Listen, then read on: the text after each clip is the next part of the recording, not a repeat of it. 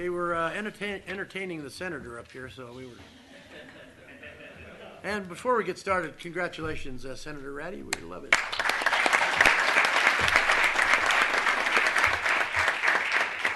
So, having said that, I'd like to call to order the Sparks City Council special election meeting of November 14th, 2016, with a roll call, please. Mayor Martini? Here. Council members Lawson? Here. Smith? Here. Bybee? Here. Schmidt? Here. City Attorney Adams? Here. City Manager Driscoll? Here. We have a quorum, thank you. Okay, next, if you'll all stand for the invocation, we have Pastor Barb West from Sparks Nazarene Church. Welcome, Pastor. Thank you so much. What a glorious and great day. Would you bow your heads in prayer with me, please? Our Heavenly Father, how we thank you for this great group of people. Lord, we thank you for all of those on the council who have served. And we pray that you will bless them in this wonderful community that we call ours, named Sparks. And Lord, we thank you too for all of the people that have been elected to help us to lead this wonderful city forward. And so we pray that you would give them wisdom and bless them. Thank you for our mayor, and we pray for Mayor Martini that he might enjoy good health. We pray that for all of the rest of the members of this fine council. Thank you, Lord, for the service that President Obama has given, and we pray a blessing upon our incoming President-elect Trump. We thank you for all of that. We ask you to bless Sparks, bless Nevada, and Lord, bless these United States of America, we pray. In Jesus' name, amen. Amen. Amen. Thank you, Barbara. That was wonderful. Thank you so much. If you'd remain standing, please, for the Pledge of Allegiance. Mr. Schmidt. Would you lead us, Mr. Schmidt? It would be my honor. Please join me. I pledge allegiance to the flag of the United States of America and to the republic for which it stands, one nation, under God, indivisible, with liberty and justice for all. You know, I look around and see so many people here. I was thinking maybe this was a Board of Equalization meeting or something, not a council. They always get good attendance there. So let's do special, or next is opening ceremonies we've done. Public comment. We have anybody on for public comment? Fill out a card, please. First we have Anonymous, if you'll come on up, please. And I think we're going to rename you Unanimous. Well, there you go.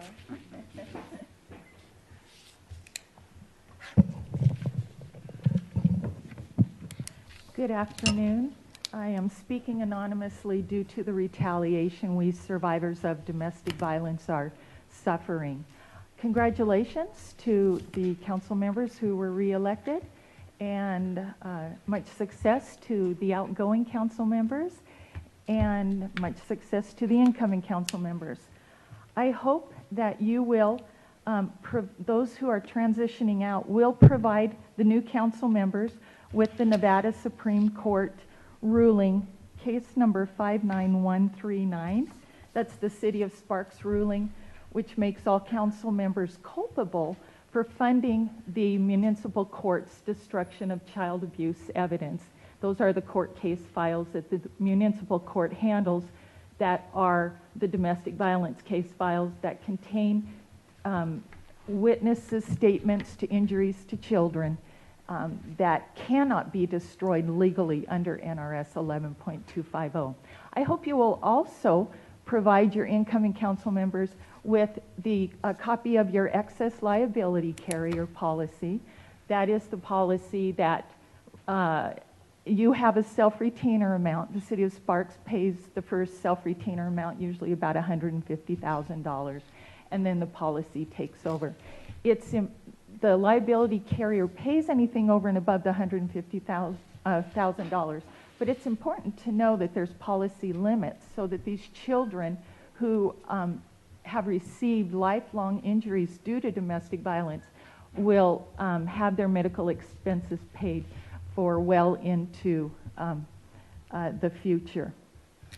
I also would hope that you would tell the incoming new council members that the lawsuits are retroactive back to the date of the injuries. So the new council members are sued from the date they take office going forward. Unfortunately, being a council member, you get the good with the bad. So these lawsuits are ongoing. Thank you.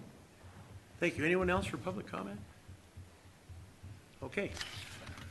Moving on is 5.1 is canvass the vote and declare the results of the 2016 election. Madam Clerk, Teresa, go ahead. Good afternoon, Mayor and council members. Teresa Gardner, City Clerk, and today I'm before you to ask you to canvass the vote and declare them official from the 2016 election. I will provide you with a summary. For the City of Sparks, the total voter registration was 54,075. Our turnout was 43,003. That's a 79.5% voter turnout. Early voters, 27,662. That was 64% of our voters voted early. Absentee voters, 3,008, and that was 8% of our voters. And then on election day, we had 12,111, which is 28% of the voters. As a result of those votes, our city attorney, Chet Adams, ran unopposed and is duly elected. For Council Ward 1, Donald Abbott received 18,666 votes, which was 50.88%. Council Ward 3, incumbent Ron Smith received 23,411 votes. That was 65.35%. Council Ward 5, Christopher Dare received 18,240 votes, which was 51.38%. So with that, I'll be happy to answer any questions or ask you to declare those results official. Questions for our clerk? Seeing none, looking for a motion. Mr. Lawson? Yeah, I'll make a motion. I move to declare the results of the 2016 election official, and the winners to be Donald Abbott for Council Ward 1, Ron Smith for Council Ward 3, Christopher Dare for Council Ward 5, and by unanimous vote, Chet Adams for City Attorney. Yikes. Could we have a second, Ms. Bybee? Second. Motion by Mr. Lawson, seconded by Ms. Bybee to approve the canvass of votes. Any further discussion? Seeing none, please vote. Passes unanimously. Thank you. Thank you.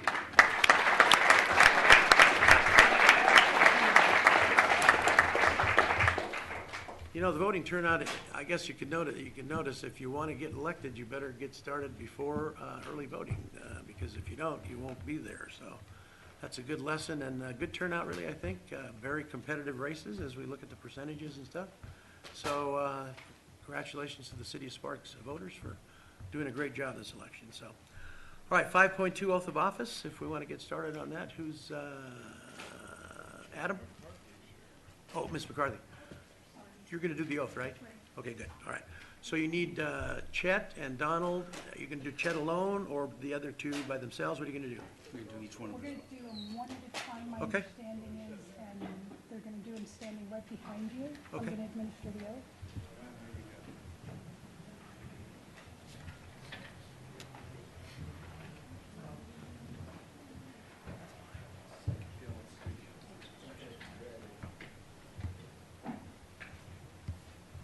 And you want them, I think, Mr. Adams, they want you standing in front of the City of Sparks over here. Just doing what I was told, giving direction. All three of us? Just one at a time. They want them one at a time.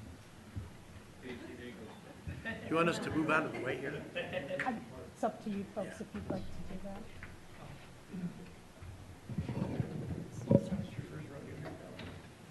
Okay, and for the record, I am Judge Barbara McCarthy of the Sparks Municipal Court, Department 1. And Mr. Adams, it's my pleasure to ask you to raise your right hand. I, Chet Adams, I, Chet Adams, do solemnly swear do solemnly swear that I will support, protect, and defend that I will support, protect, and defend the Constitution and government of the United States the Constitution and government of the United States, and the Constitution and government of the state of Nevada, and the Constitution and government of the state of Nevada, against all enemies, against all enemies, whether domestic or foreign, whether domestic or foreign, and that I will bear true faith, allegiance, and loyalty that I will bear true faith, allegiance, and loyalty to the same, any ordinance, to the same, any ordinance, resolution, resolution, or law of any state notwithstanding, or law of any state notwithstanding, pursuant to section 1.110 pursuant to section 1.110 of the Sparks City Charter, of the Sparks City Charter, I swear and affirm I swear and affirm that I am not under any direct or indirect obligation that I am not under any direct or indirect obligation to vote for, to vote for, appoint, appoint, or elect any person or elect any person to any office, to any office, position, position, or employment in the city government, or employment in the city government, and that I will well and faithfully that I will well and faithfully perform all the duties perform all the duties of the office of city attorney of the office of city attorney for the city of Sparks, for the city of Sparks, Washoe County, Washoe County, state of Nevada, state of Nevada, on which I am about to enter, on which I am about to enter, so help me God. so help me God.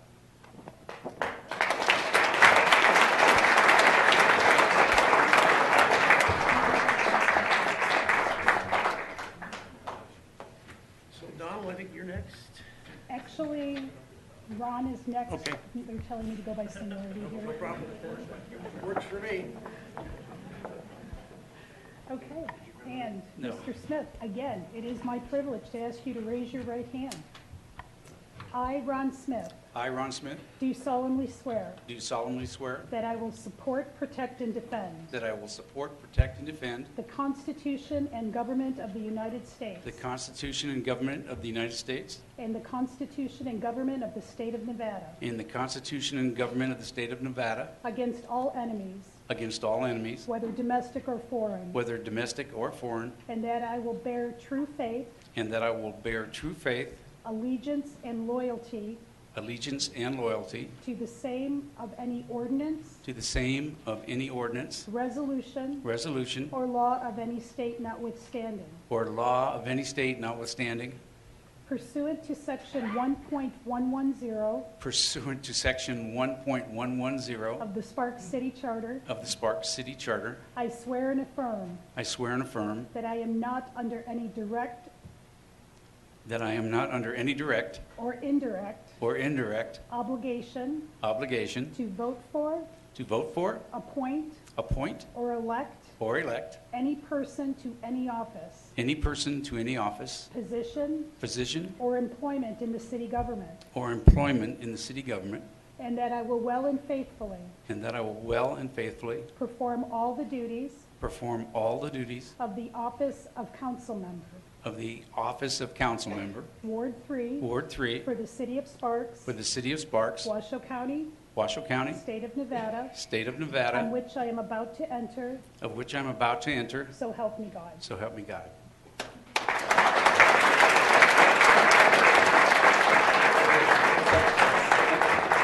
You know, that's the first time I think I saw the oath given one word at a time.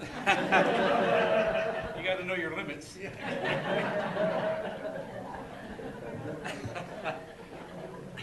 Thanks, Chief. My pleasure, Ron.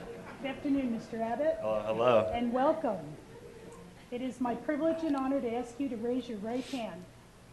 I, Donald Abbott, I, Donald Abbott, do solemnly swear do solemnly swear that I will support, protect, and defend that I will support, protect, and defend the Constitution and government of the United States the Constitution and government of the United States and the Constitution and government of the state of Nevada and the Constitution and government of the state of Nevada against all enemies, against all enemies, whether domestic or foreign, whether domestic or foreign, and that I will bear true faith, that I will bear true faith, allegiance, and loyalty allegiance, and loyalty to the same of any ordinance, to the same of any ordinance, resolution, or law of any state notwithstanding, or law of any state notwithstanding, pursuant to Section 1.110 pursuant to Section 1.110 of the Sparks City Charter, of the Sparks City Charter, I swear and affirm I swear and affirm that I am not under any direct or indirect obligation that I'm not under any direct or indirect obligation to vote for, to vote for, appoint, appoint, or elect or elect any person to any office, any person in any office, position, or employment position, or employment in the city government, in the city government, and that I will well and faithfully that I will well and faithfully perform all the duties perform all the duties of the office of council member, of the office of council member, Ward 1, Ward 1, for the city of Sparks, for the city of Sparks, Washoe County, Washoe County, state of Nevada, state of Nevada, on which I am about to enter, on which I am about to enter, so help me God. so help me God.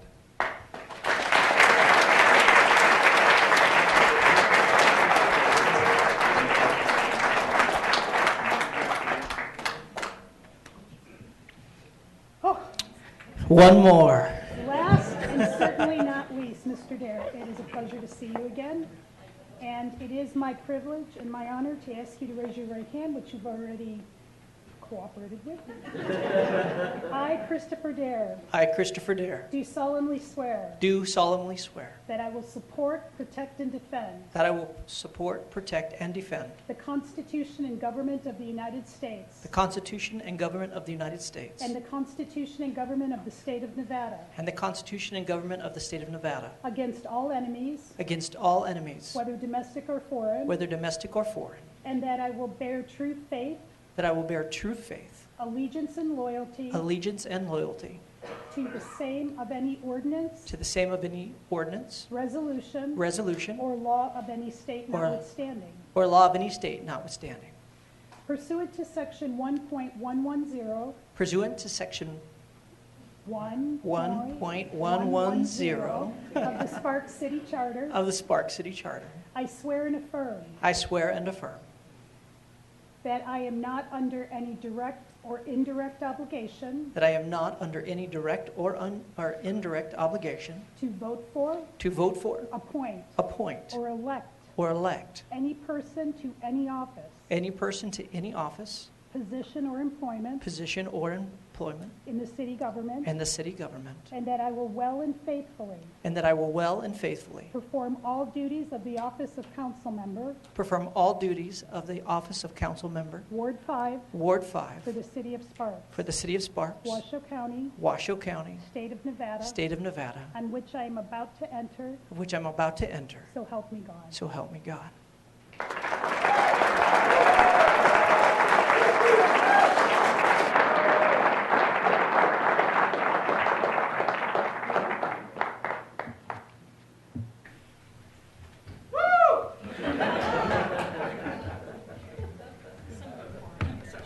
Okay, very good, very good.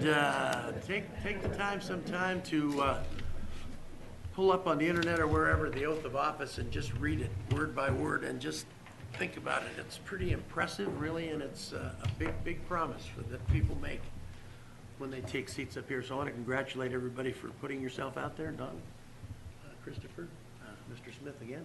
Thank you. So it's Mr. Adams, of course. So it's huge, believe me. So thank you all for willing to serve.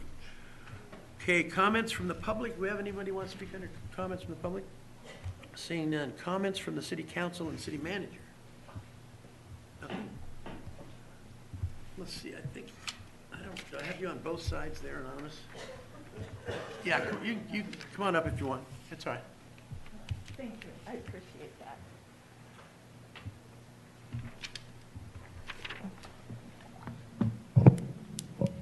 Congratulations, new council members. I wish you much success. I would just like to update the council on the close ties in northern Nevada of persons who are concealing their knowledge of the destruction of child abuse evidence. The local law firm of Shook & Stone has an attorney by the name of Julie Shook. Julie Shook chose to leave the firm. Her husband, John Shook, stayed at the firm. And she became an attorney for the government representing child abuse cases. Julie then served for a time and was finally let go. The problem with her representing the children was she chose not to bring into any of the legal proceedings any evidence of abuse to the children. She chose not to bring in photographs of the battered children, to bring in witness statements, and to bring in medical records and police reports. Julie Shook was let go, but before she was let go by the government, she began recording symptoms of her mental illness in court documents. These court documents then were known by her supervisor, who, as a side, was also eventually let go. But these symptoms then, after she was let go, unfortunately resulted in a very tragic tragedy to her family due to mental illness. Another person here in the local community who is aware of the concealment of child abuse evidence is the FBI. As you know, they're housed in Reno. They had an FBI agent in the 1990s by the name of Togliatti. In the 1990s is when the Violence Against Women's Act came to the state of Nevada, funded by the federal government, and the state of Nevada chose to take the funds and staff a person in each courthouse up and down the state of Nevada with a person to assist survivors of domestic violence in legal matters. These persons that were staffed did not have any legal training. Therefore, a lot of legal errors occurred in the courts. The reason I mention the name Togliatti is the court of Chief District Judge Togliatti was investigated by the FBI.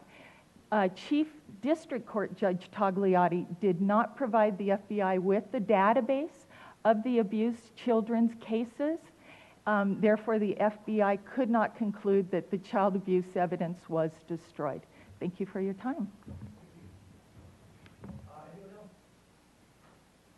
Seeing none, comments from the city council and city manager, anyone? Okay, seeing no further business, we are adjourned. Just, yikes, give us a couple minutes to get flipped over to the next meeting and we'll be right on our way. Just tell me when, Teresa. But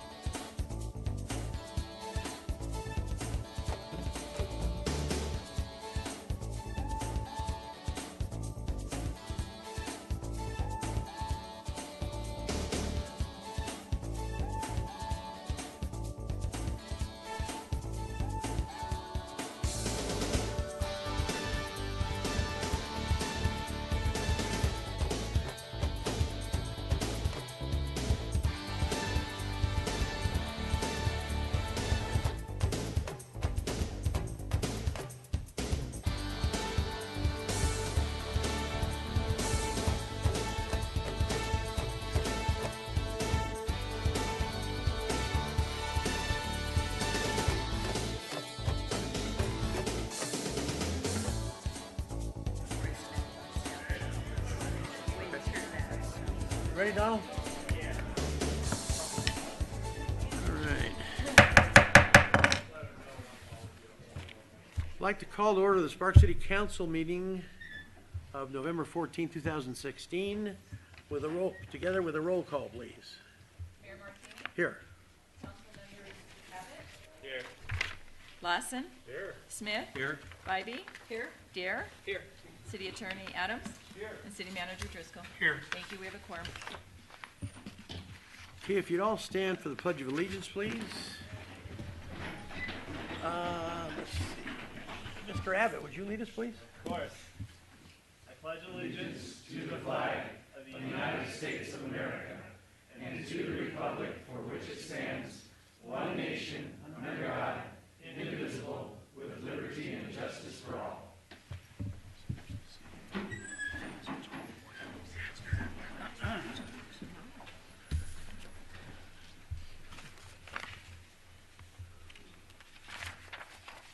Okay, next is public comment. If you want to make a public comment, please fill out one of these sheets and I'll bring you up to speak.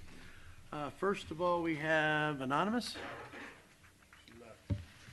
Okay. Next, we have Donna Klontz. Come on up, Donna.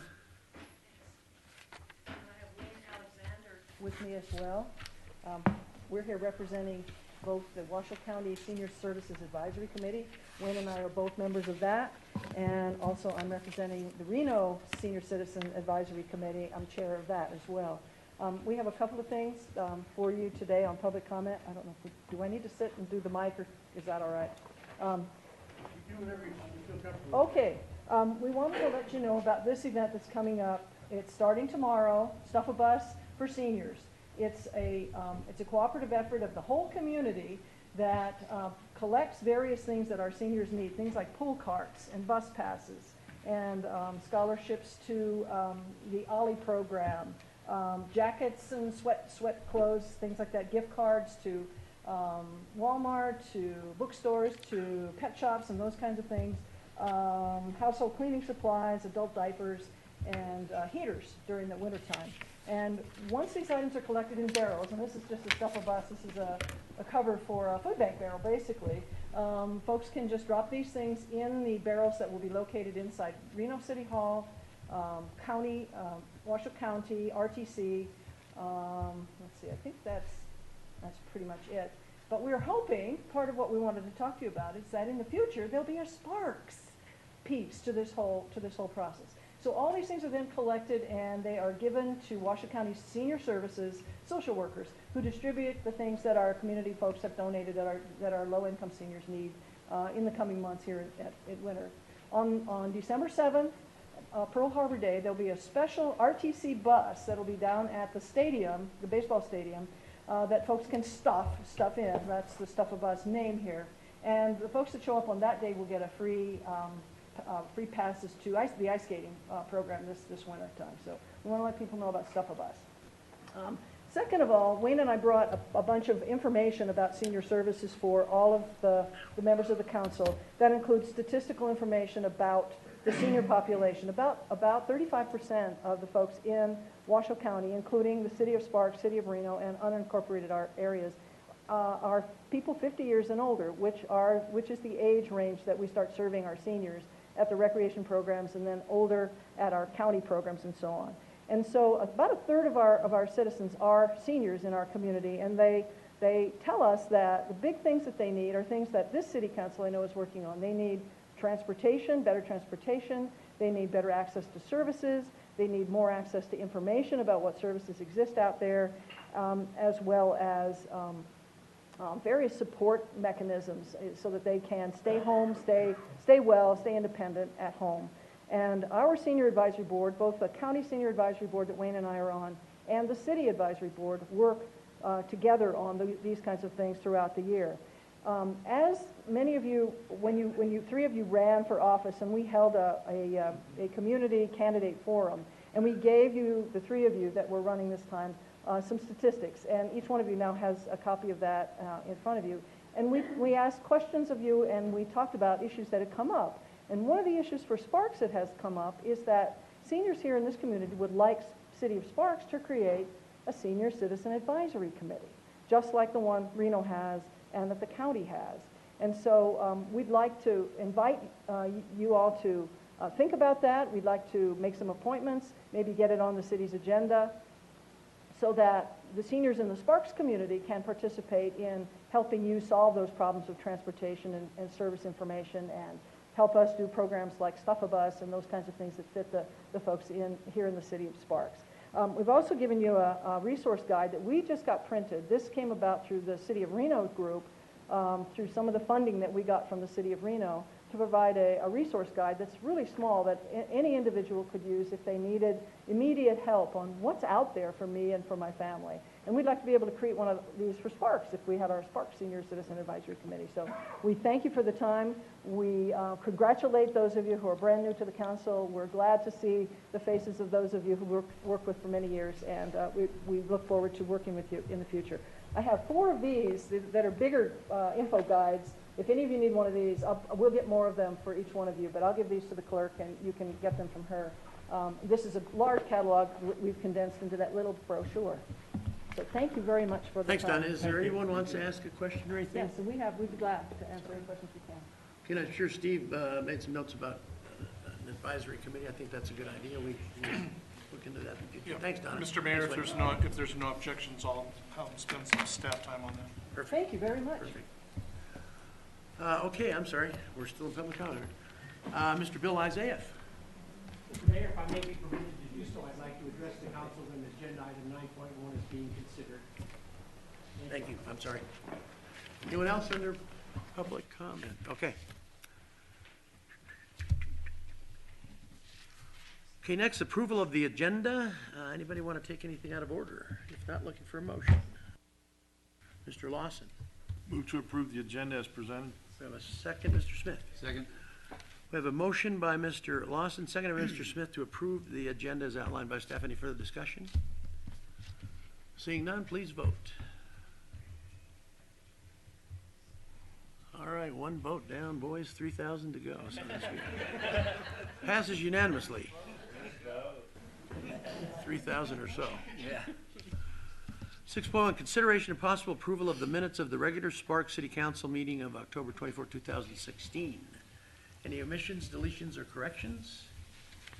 Okay, seeing none, we need a motion. Mr. Lawson. Move to approve the minutes as presented. We need a second. Ms. Bybee? Second. Moved by Mr. Lawson, seconded by Ms. Bybee to approve the minutes of the October 24th, 2016 meeting. Any further questions? Seeing none, please vote.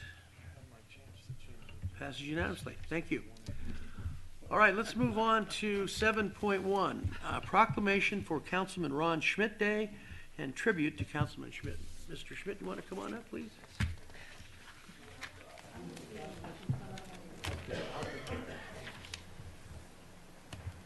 Quite an impressive looking group up there. Okay, let me read the proclamation, Ron, first. I think you know how this goes, and then we'll make some other presentations. Whereas Councilman Ron Schmidt has served the city of Sparks devotedly representing Ward 5 since June 2001. And whereas as a longtime resident of the city of Sparks, Nevada, Councilman Schmidt has dedicated his life to improving his city. And whereas a former contractor and business consultant, Councilman Schmidt has served in many roles in Sparks City government. In 2005, Councilman Schmidt was selected as the Public Official of the Year by the Nevada League of Cities and Municipalities.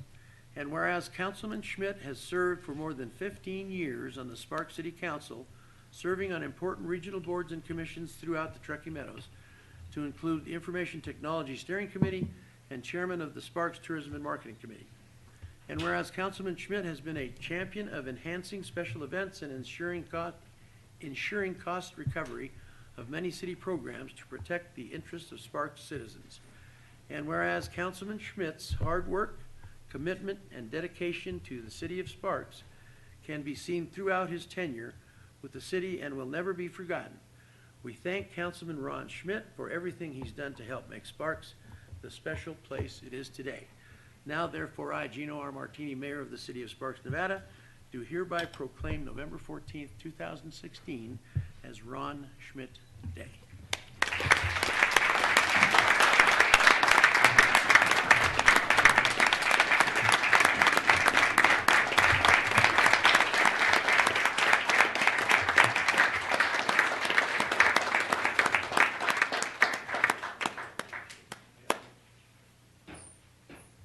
Good, say a few words, Ron, and then we have a special presentation.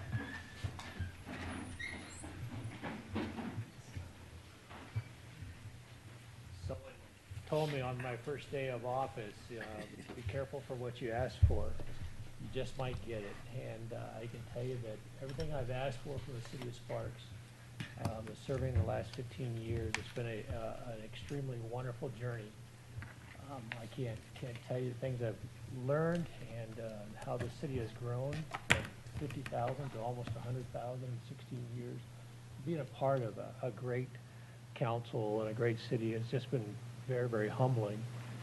A few weeks ago, we had the fire department here, and we had 65 years of the fire department represented. And I just want to kind of give you some examples of the city council, that there are 7 elected officials sitting on the dais. And I've been involved in city government for almost 16 years. And I've only had 5 other people other than the 4 up there that I've worked with in those 16 years. That's phenomenal government. That's phenomenal. People doing things right. And I just want to say thank you to all of you and to all the citizens, the staff, everybody for making this journey for what it is. I appreciate it. It's been wonderful. Thank you.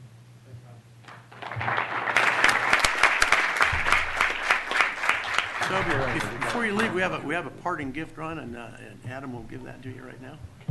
And again, thanks, Ron, for the 16 years we've spent all together, you and I. How about you, Ron? Good The word that comes to my run. mind is stewardship. Serious and focused.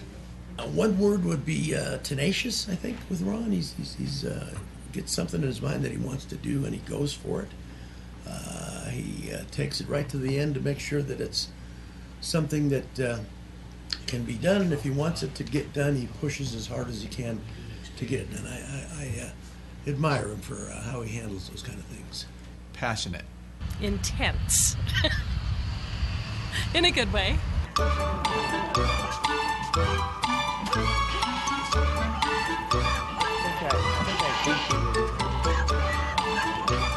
didn't get the old man thing. Let's say investigative. He gets down to the issues that really concerns him. 16 years as a public servant is a long time, and to be dedicated that long to the city of Sparks, it's you got to say something for that. That's a good thing to do. Councilman Schmidt, best wishes to you always, and thank you for always being a huge support for me. Thank you and take care. I think for me, Ron Schmidt's his thoughtful approach to everything. I think he does his homework. I think he meets with staff. He meets with people to formulate an opinion. I may not always agree with him, but I appreciate his input on everything. And Ron, I wish you the best in the future. Councilman Schmidt, thank you for your dedicated service. I think the best way to describe Ron was someone who was always willing to ask a good question, even if it was uncomfortable. I just thank you for your years of service. Many years to this community, your passion and intensity on behalf of your constituents and on behalf of the city. I think there's been an entire physical change of the city with wonderful projects like Red Hawk, DeAndrea, great housing stock to bring in some money for the city and tax-wise. And I think we've just grown up politically wise, where we're not seen as not lack of better words, the stepchild of the region. We're now a player of the region, and I think we control our own destiny in the city of Sparks. Hey, Ron, it's been a pleasure working with you. I know you're going to miss that council meeting candy. Ron, it has been a pleasure. My word for you is recognition, and it's from the standpoint of your ability to see the multiple sides of any issue that we put in front of you, see the potentials coming forward on how the city might act or not act, and how things might change as they came forward, and look a couple of steps down the road. It required us as a staff to be well prepared and well thought out when we were appearing in front of you, and we are a better city serving a better population because of your efforts. So we're certainly going to miss you. Thanks, Ron. I do want the citizens to know that the financial condition of the city is in much better shape than it was in 2001. Councilman Schmidt, I believe I was a driving force in helping to develop financial policies and goals that really allowed the city to travel through 2008. It hurt. We had a lot of layoffs. There was a lot of things, but we had cash in the bank. More than the state law allowed us to have, and that was a saving grace for the city of Sparks. We want to thank you for standing by your beliefs. I appreciate your directness and predictability, to be honest, and I really appreciate everything you've done. Thank you. For every elected official leaving office, the one goal you should have coming in, the one goal you should have coming out is that you're leaving your community better when you leave than when you got there. Whether it's just a little tiny bit or a great big things, it doesn't matter. It's every elected official's job to make your community just a little bit better, and I feel very, very good. After 15 years in office, there's a lot of things out there that got done.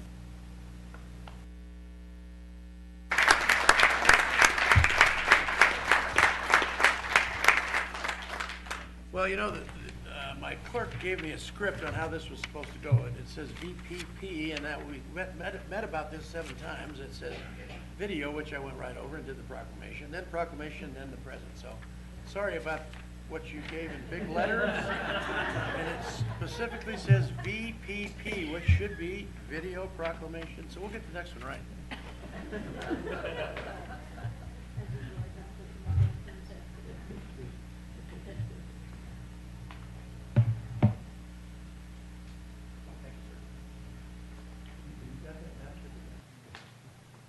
Here's the party gifts.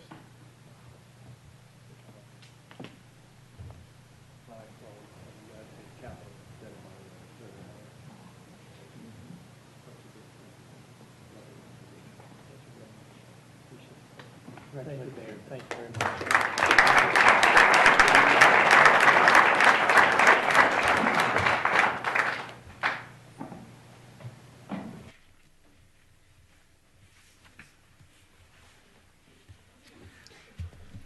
Yeah, I got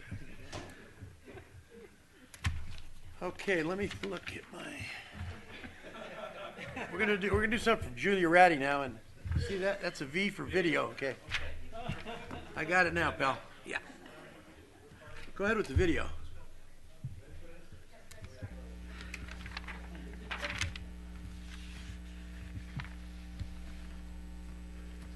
If I were to choose one word to describe you, it would be articulate. Advocate.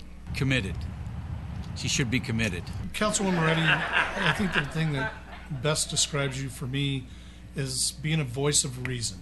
Politically, we're on the opposite end of the spectrum, but I've enjoyed working with Julia so much. She's honest, she's dedicated, she does her job, she comes prepared, and she asks good questions. So I think one thing that nobody knows about Julia is that before she ran for office, she basically lived her life in blue jeans and polar fleece. And so when she decided to run for city council, she actually got a good friend of hers who is a little bit more fashion sensible than she is to help her up her game. And so they came over to the house and they went through her closet and took all of her dress clothes out of the closet, laid them out, and they put together outfits. And so what we did then is took photographs of Julia and I printed them out and made a little booklet so Julia could look at that booklet when she was going to dress in the morning and say, oh yeah, that blouse goes with this jacket, with this skirt and these shoes, and even this necklace, and I'll look professional today. And so she kind of had to learn to dress like an adult when she decided to run for office. Candor, because you were always sincere in everything that you did. You were always very direct and upfront. Level-headed, compassionate. Well, there's no one word or phrase that describes Julia. She's awesome. She's been a very, very good leader. She's been, I think, really turned us around in the city as far as culture and things that we need to do in arts and those kind of things that we've never even thought about in the past. I think the word is dedicated. Julia is dedicated to the city that she grew up in and she continues to live in, and I think that represents her very well. Passionate. Intelligent. I wanted to thank you for your service and always being a great advocate for the employees. Best wishes in your future. I'm sure she thought I was going to be the crazy conservative that was coming onto the council, and I was worried about her being the crazy liberal, and how would we work together, and actually we've been in sync. Julia had it a little rough. She's a Democrat. There's 4 Republicans on this 5 Republicans on this council, and it's nonpartisan, but those politics come into play all the time. So she's done a wonderful job in getting her side of the story into the council, and her side of the what should be done in the budgets. And she's been again another driving force in keeping us in the right direction. One of the smartest people that I've ever met. Definitely the smartest person on this council. That doesn't say much. I think that she sees the value in things that maybe aren't shiny in you and really likes to make them good again. Julia, you're going to be missed. I always felt you were our voice of reason. Good luck to you. Julia, I wish you the best in the future. Hello, Julia. Really love working with you. It's been a great joy. Julia, as you kind of go out the door, one of the things that I think I'm going to miss the most is you're really worried about the entire community, all the segments. Councilwoman Ratty, we want to thank you for bringing such a fresh perspective to the council. So the experience has been fabulous, and it's, in that way it's more than exceeded my expectations. Some of the people that I've had the opportunity to work with and some of the things that I've been able to do are the opportunity of a lifetime. It was nothing like what I expected it to be, however. She doesn't get rattled easily. She very rarely loses her temper or lets herself get angry. And so I think that serves her well in public service. And so I feel like I did a good job of keeping that balance and making sure that, you know, the people, the voters who put me here got the responsiveness that they deserved from staff. They got my time and attention, and we got some things done.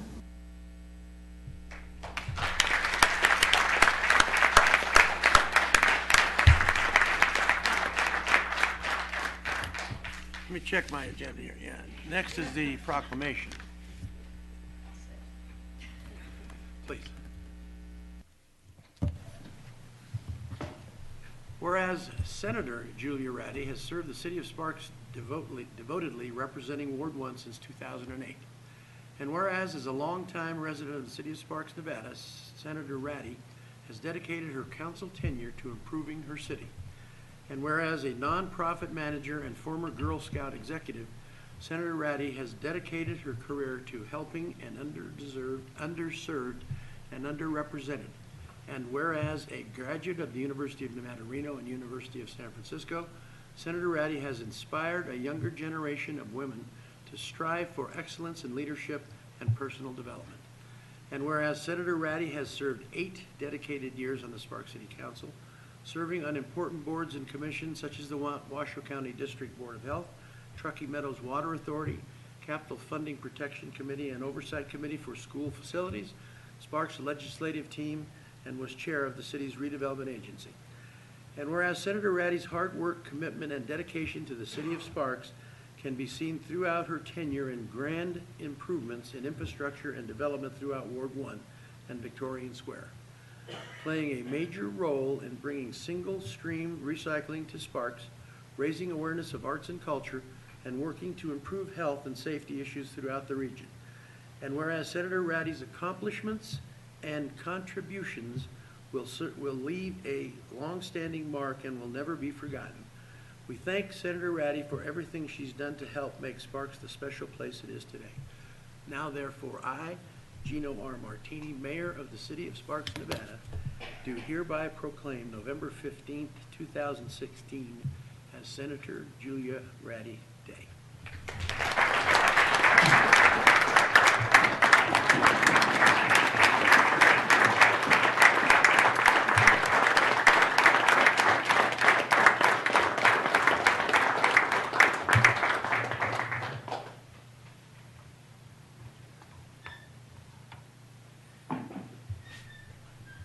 I tried to talk her out of leaving, but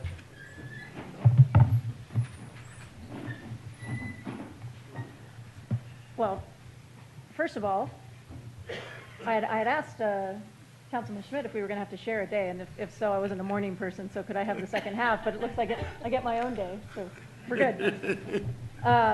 And congratulations to you. 16 years is phenomenal. I couldn't do more than 8, so well done. It really, I think what I said on the video probably captures it. It was the experience of a lifetime. And such an opportunity for anybody, and so specifically to Mr. Dare and Mr. Abbott, I hope that you'll take a moment, and I know, knowing both of you know that you will, to have some gratitude and to live in the moment because it's going to fly by. And there just are tough days and amazing days, and make sure that you cherish them all. I was blessed to serve with some incredible people on this council. As I came in, we were all singing that Sesame Street song, one of these kids is not like the others. One of these kids just doesn't belong. But somehow we managed to work through that and past that, and I am incredibly proud. The thing I am the most proud of is how well we work together as a team. And so I thank each of you that I had the opportunity to serve with for that. probably even more than my council colleagues, however, I would like to thank the staff. The staff at the City of Sparks is amazing.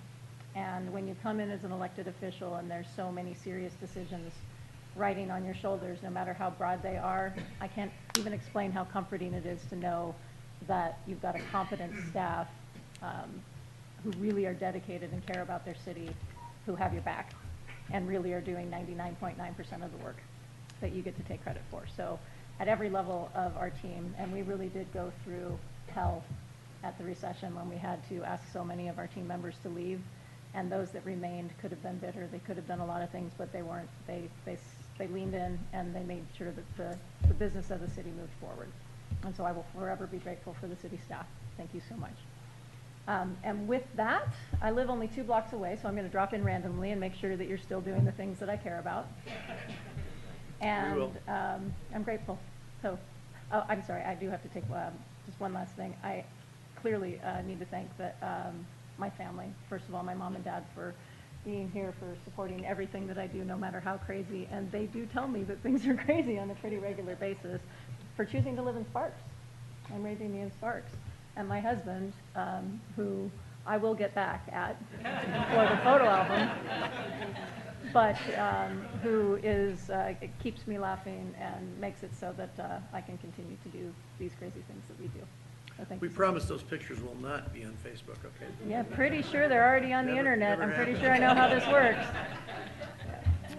Thank Well, you so great, much. Judy. Yeah, now we have a gift for you, and thank you so much for what you've done for our city. I'm very serious when I say I tried to talk her out of leaving, because, you know, she has been really a driving force and really kind of set us off in the right direction in a lot of things. You know, we're all us red guys up here, Republicans and mostly conservative, but she was fit right in after a couple of weeks or so, months, years, whatever. I think you all came more in my direction, but whatever. Yeah. So again, thank you. You've got a lot of work ahead of you, and I'm going to tell you one thing right now, dear.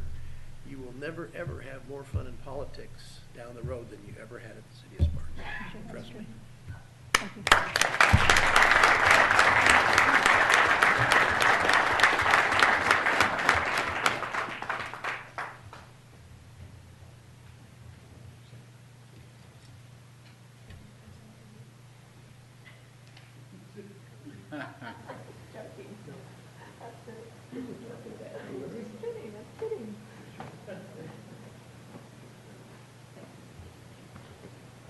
All right, get on with your meeting.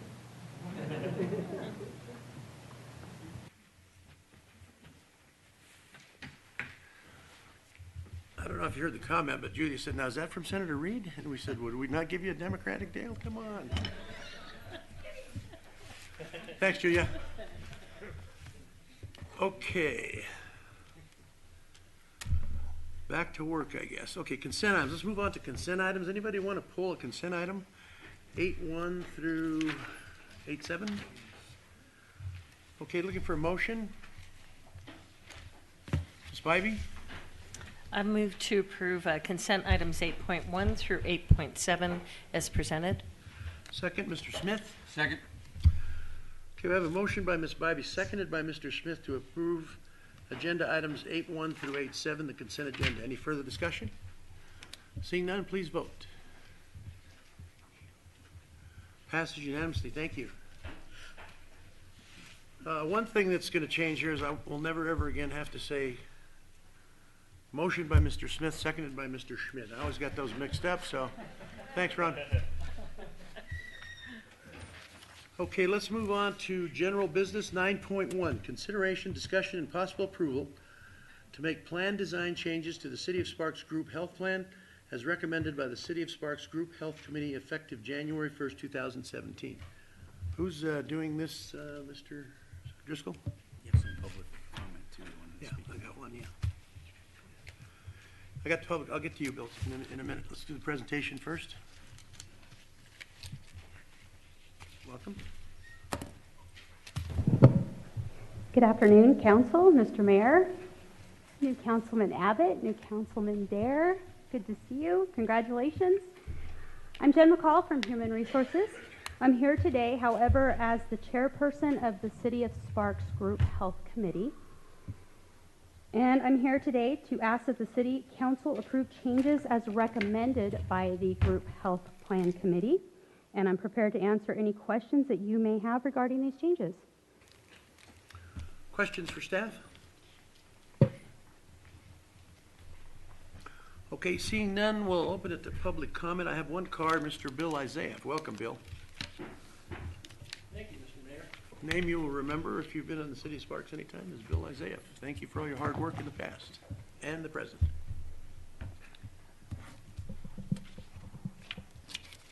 Mr. Mayor and City Council, my name for the record is Bill Isaiah. I'm a City of Sparks former employee and retiree. I had the great privilege of serving more than 10 years on your Group Health Committee as the retiree representative. So I have a deep interest in the interest of retirees with respect to your a wonderful health plan that you provide not only for employees but retirees. However, I do have a couple of concerns about the proposal that is before you today with respect to changes to the plan. And the two areas that I'd like to address are the reduction in benefits for routine dental cleanings and the elimination of the benefit for free OTC drugs. First, the dental cleanings is being proposed to be reduced from 4 allowed times a year down to just 2. There are many studies that validate that there is a distinct coordination between poor dental health and heart disease. Gum disease is a major contributor to heart disease. I think we have a situation here that we ought to be encouraging people, particularly elderly people like myself and other retirees, to make sure that we maintain good dental health. And so I would urge you that you not allow this reduction from 4 to 2, because I think it will, in the end, actually wind up costing you more. What would be better? Which is better for both the plan and the patient? Pay for regular cleanings and examinations, or pay for drugs and other treatments that would be possibly associated with heart disease in some of your retirees? Now, I'd offer an alternative also, and that would be that instead of reducing this from 4 to 2, that you merely reduce it from 4 to 3. That will still produce a $20,000 savings to the plan, according to the staff report. The next thing I'd like to address is the elimination of the benefit for free OTC drugs. What you do now, and it's been a very successful program, by the way, is you offer under a prescription program to pay for an OTC, Prilosec, Nexium, some of these allergy drugs like Zetra, etc. You offer that without a copay. And the reason that was offered is because you wanted to get employees and retirees to stop using those more expensive acid blockers and allergy drugs under prescription. And as I say, it worked very effectively. Quite a few of us moved off into those drugs. However, what you have today is a situation, I think, that is not for the benefit of retirees. If you take this benefit entirely away from them, you're going to be requiring them to pay out of pocket, because I just came back from CVS Pharmacy earlier this morning, between $250 and $300 more. Now, retirees are the only people in this program who pay 100% of the premiums of insurance ourselves out of our retirement. And so that's a pretty good little hit to people. And that's on top of the 50% increase we had in our premiums over a 2-year period in the past couple of years. So I think the real reason for that was a good one. I think it remains a good reason to continue this particular benefit. If you don't, I suspect what might happen is you'll find that your retirees in particular will go to their doctor and ask for prescription drugs now that are much more expensive than the OTC program. But if you believe that maybe free isn't the right thing to do, then my alternative to you would be to suggest that you modify the staff proposal to place these drugs back under the $5 copay. And then we'd all pay the $5 copay again, or about $60, $65 a year out of pocket. I think that this would be a much better option for retirees, again, who I would emphasize are the only ones in the plan, and we make up almost 25% of your members, by the way, who have to pay their own premiums 100%. I think the rest of the proposals here are excellent ones, and I would endorse them. If I had been still a representative of the committee, I would have been there too.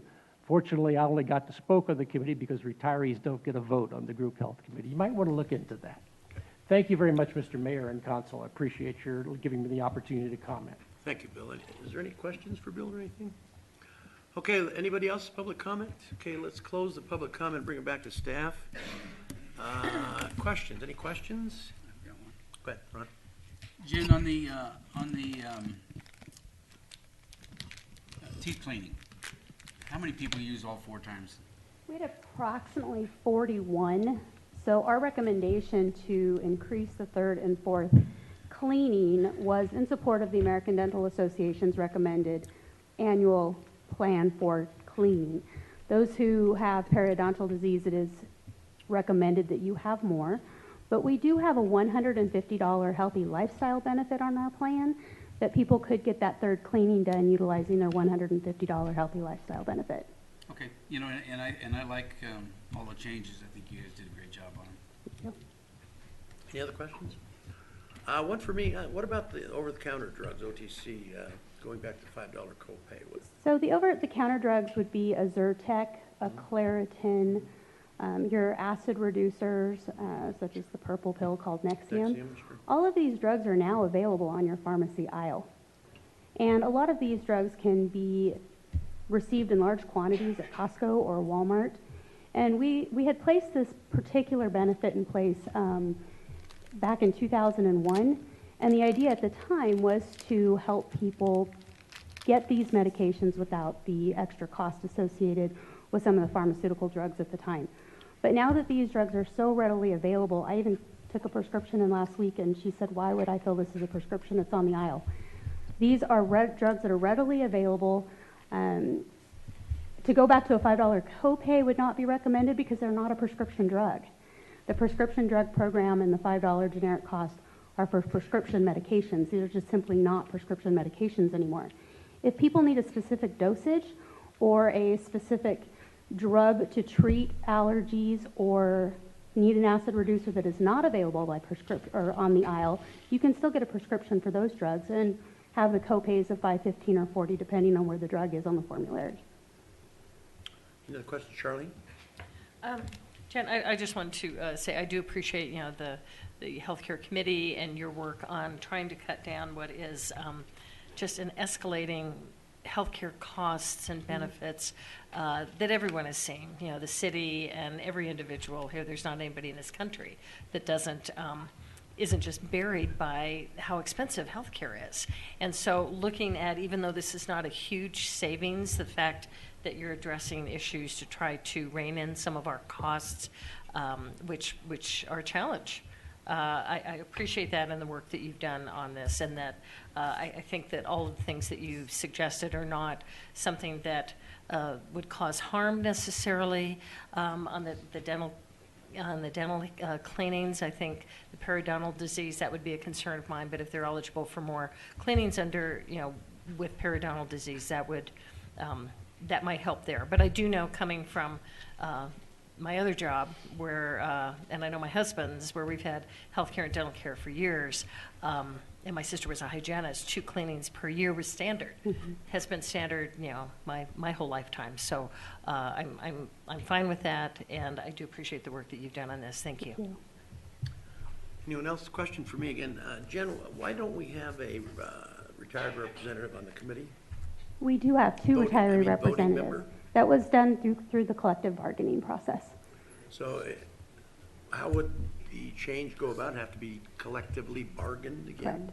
With all the unions? I believe so, yes.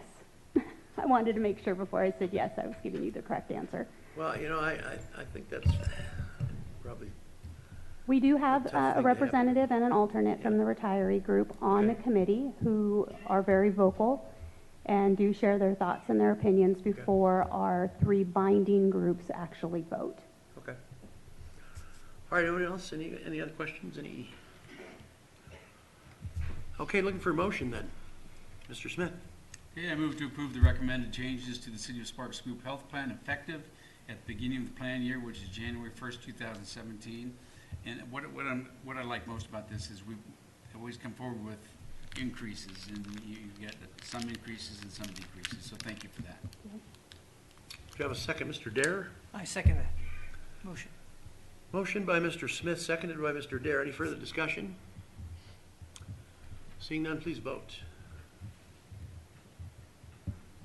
Passes unanimously. Thanks, Jen. Thank you. Thanks, Bill, for coming in. I appreciate that.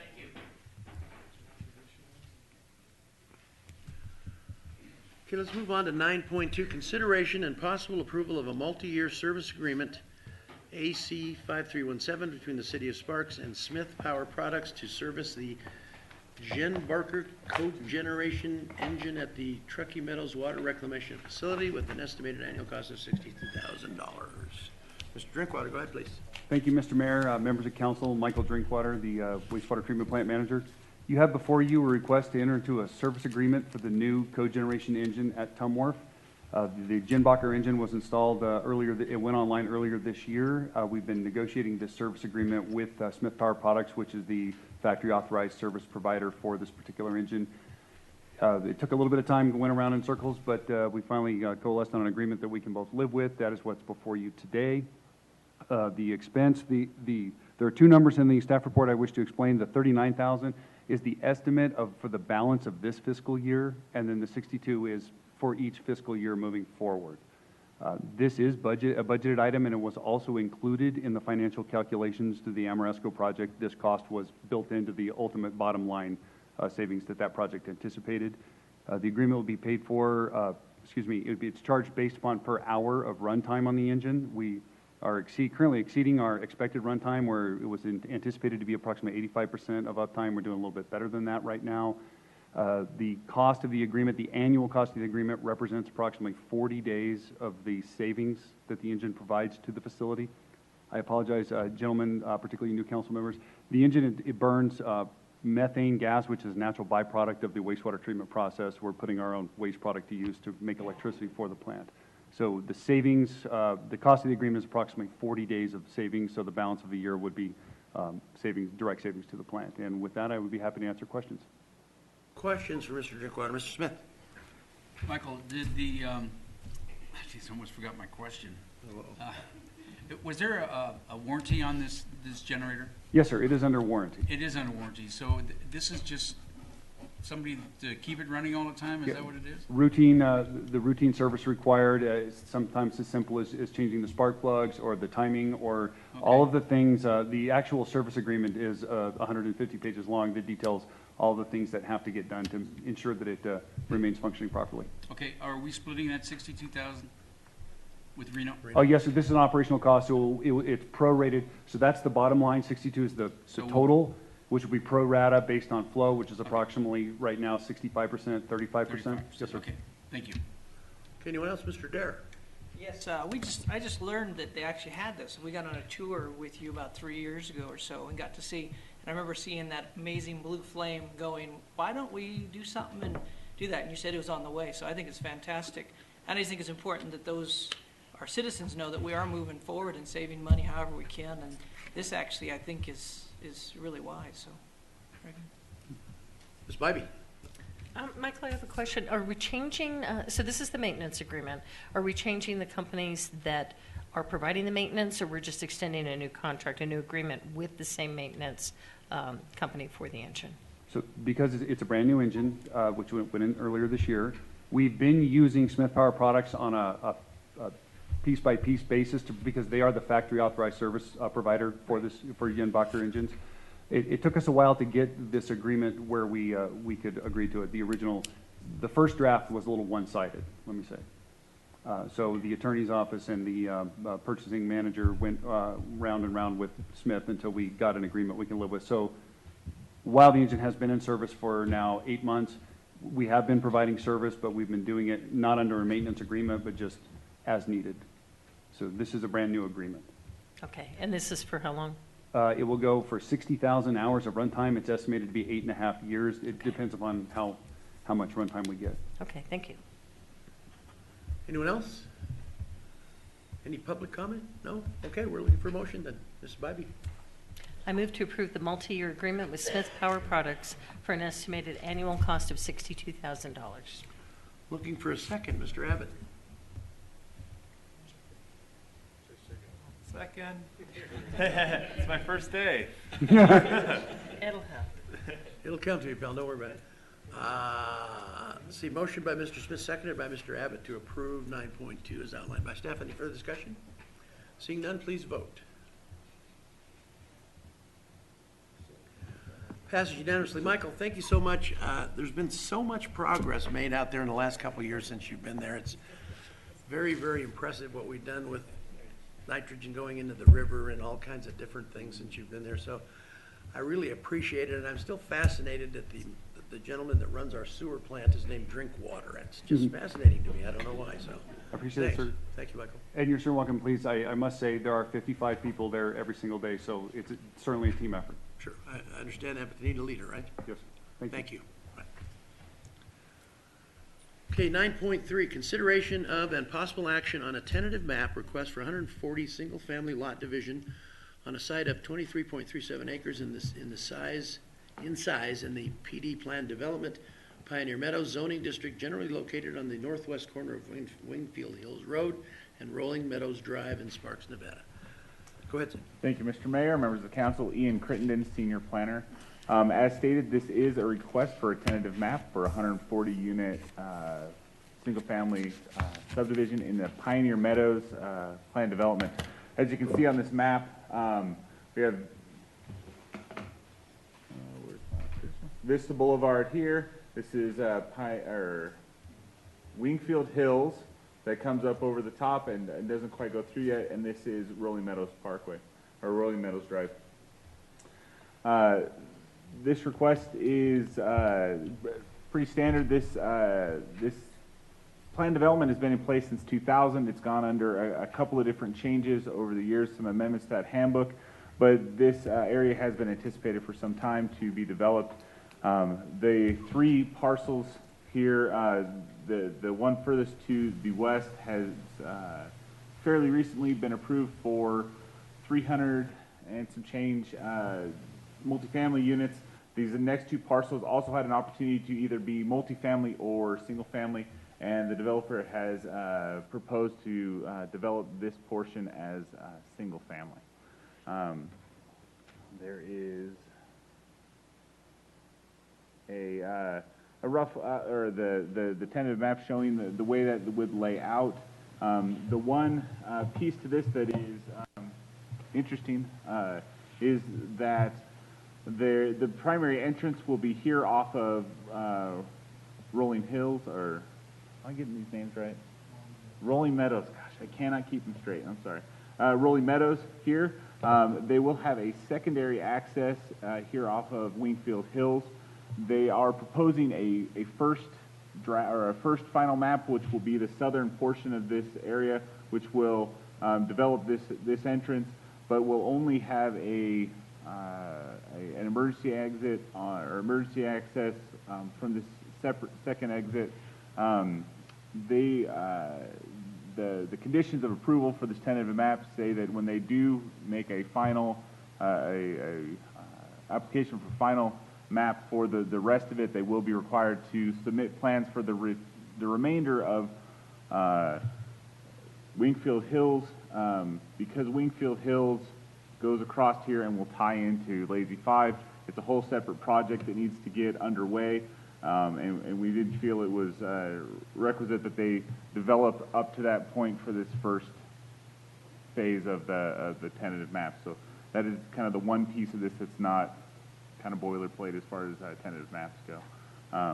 That's the extent of my presentation. If you have questions, I'd be more than happy to answer those. Questions for Ian? Ms. Bybee? Christopher, did you? Okay,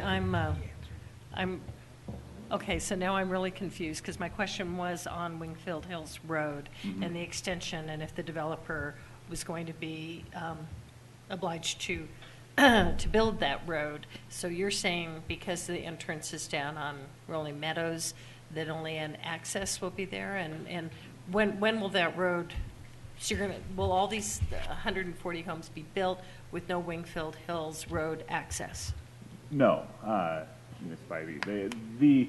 So let me get that picture back up. So both of these will be developed as an entrance and exit. We're just saying with this first phase, with the first final map that comes in, they're not anticipating developing that far north, but they will develop an emergency access so that the fire department has a way in and out from both sides. The development of Wingfield Hills, will need to happen and is proposed as part of the ultimate development of this piece and for the rest of Pioneer Meadows. But because it's an RTC project that incorporates more than just this little piece they would need to build in order to have that full access at this point during the first phase, we said our agreement with them, or our condition that we crafted, was that they could use that emergency access up to the point where they needed to get there. And by that point, not only were they going to need to build that section, but the rest of it needs to have all of the engineering and the design work done so that it can be completed as a project, because it is a very large piece. So is this, the 140 homes, is this in phases? Yes. So is this kind of like we were looking at Kylie Ranch North, where it's not the full 140? Is this going to be divided into phases? And because the lower homes are starting, that's the first phase, and are we approving them in phases, or are we approving all 140 today? Kind of tell me, I'm really confused now. Well, I just want to touch upon the hills and... Name for the record. Yes, John Erickson, city engineer. We will be working with the RTC on getting the hills and Lazy 5 into their CIP, so the road will ultimately get constructed. We're working with the RTC staff right now and getting that program developed in their CIP. Will be building it? The developers are responsible for the first 2 lanes through the program that the RTC has, and so if it needs to be widened, then we can condition the right-of-way, and then they can build the first 2 lanes, and then when the road needs to be widened, then the RTC would come in behind it and widen the roadway. Very similar to what occurred on South McCarran back in the 80s and 90s. You know, the RTC built the first 2 lanes, and then once they needed the capacity, they came in and built the outer lanes of McCarran. So Okay, it'd be similar to that. So time frame on the building of the road then is not It's going to be until- development. It's going to be development driven. Okay, so not until more homes are put in the second phase, but today we're approving the whole We're approving the tentative map for the tentative whole. map for the whole 140. Okay, Correct. thank you. And then they've actually already submitted the final map for the first 80 homes, which is the first southern phase. The city council should see that in the next, I'd say, month or 2. That should be coming this way. But yes, so that's what's being asked for today, is a tentative map for all 140 acres. That when they come in for the final map, they'll have to meet those criteria that are set forth in the conditions of approval for the tentative map. John, similar to how Vista came about with 2 lanes in and 1 to 4, as we got more and more people, more traffic. Exactly. Okay. Yeah. Next, Mr. Lawson. So this is the only time we're going to see this project then, since we're not approving final maps anymore, correct? That is correct. So how do we Is it hold? final map? This final map does not come to council any longer. Oh, until Didn't we just vote that 3 or 4 months ago that final maps do not come back to council?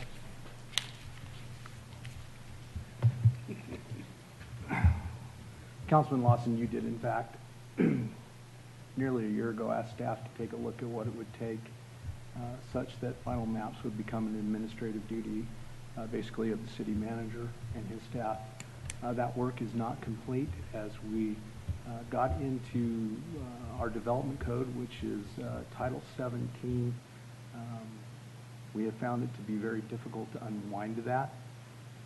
Staff will be working on it. We will likely be coming forward to council with a request for an expenditure of money to get a consultant to help us. It involves... the short answer, you have not reviewed a bill to bring forth an ordinance to change Title 17. Thank you. And we have. Mr. Derrick. So I live right there, so I know exactly what you're talking about. I live on this side of all that. One of my big question has to do with some of the construction and some of the things. Is that back road going in to make sure that we're not creating a situation? You have quite a few homes that have gone in across the way, and the apartments, and if there's only one main entrance and the other seemed like an emergency, Are we competing quite a bit with construction? Is there any possible way they could use that back one? I'm just thinking in the morning of everything that's going on and how that functions. You don't have a very large road right there. It's actually a very small entryway to be your main entrance to everything. So the question is? The question is, well, just construction traffic is one of them. Is how does that work? It's a very small road, and even when that's built, it doesn't seem like if that fully got built out, that having that one road used seems like a great. It seems like it's going to become a problem pretty quickly. So that is the discussion about building Wingfield Hills Road, which is the road that goes over the top in this drawing, is about that issue of the amount of traffic that right now is slated to be on Rolling Meadows Drive. Yes.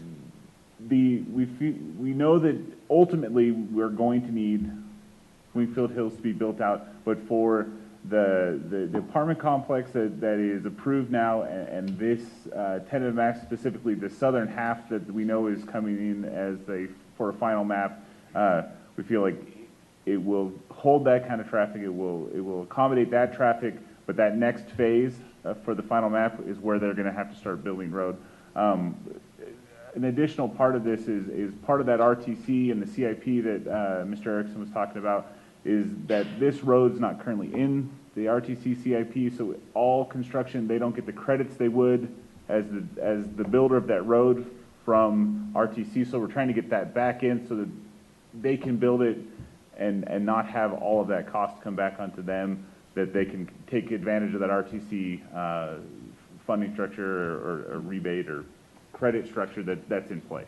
And is that timing just unknown? Because you're talking about connecting the pyramid eventually, that Lazy 5. So is that just an unknown factor, or is there something like somebody else comes and says we're going to do this, so it automatically makes it they have to do it, or? There's really three developments that are occurring out there. We've got this particular development, then we've got the Kiley Ranch area, and then Stonebrook. And we're working with all those developers right now to come up with a plan to get these roadways constructed. And so we have indicated to the developers that Wingfield Hills and Lazy 5 will ultimately need to be built, and that when they overtax that one roadway to a point where it's running out of capacity, that's where we'll condition them to build those roads.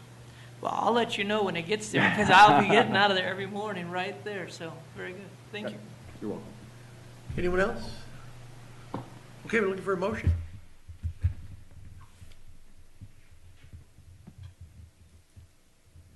Anyone want to make a motion?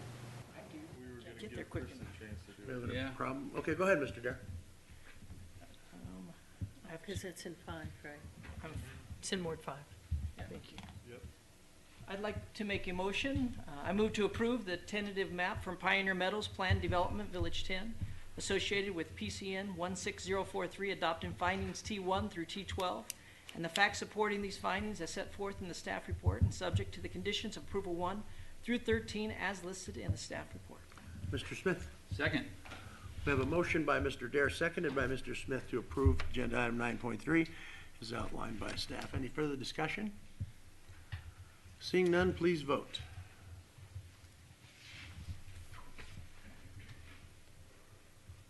Passes unanimously. Okay, moving on. Comments from the public. Anyone want to speak under comments from the public? Okay, seeing none. Comments from the City Council, City Manager. Mr. Lawson.